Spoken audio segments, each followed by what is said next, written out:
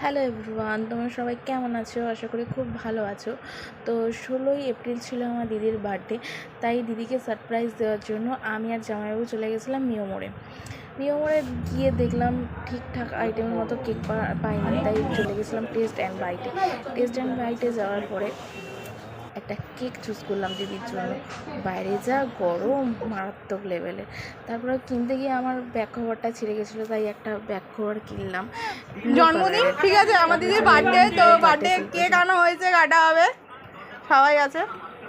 কিন্তু happy birthday to you, happy birthday to you, happy birthday to দিদি, happy birthday to you.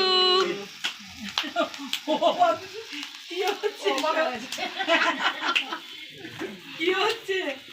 ও আগুনটা দেখছে তো, কি হচ্ছে?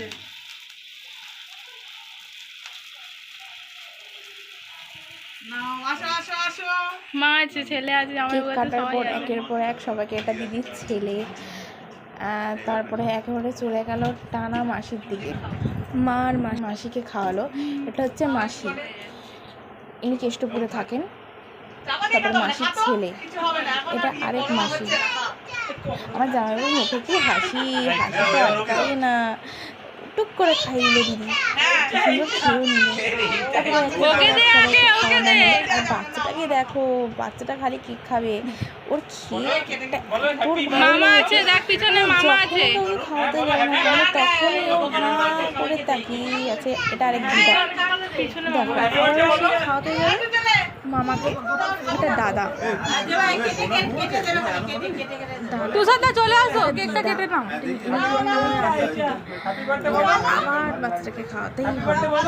ও খালি খাবে খাবে খাবে খাবে, না দাও না, ও খিদে ফাটিয়ে দিচ্ছে।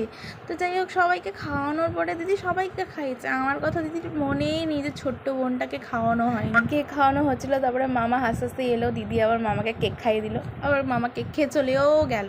তো এইভাবে আজকের বার্থডে পার্টিটা আমরা সবাই মিলে সেলিব্রেশন করলাম। তোমাদের কেমন লাগলো তোমরা দেখে কমেন্ট বক্সে জানিও। দিদিকে সারপ্রাইজ দিতে পারে বার্থডে কেকটা কেমন হয়েছে তোমরা অবশ্যই জানিও। যে টাটা।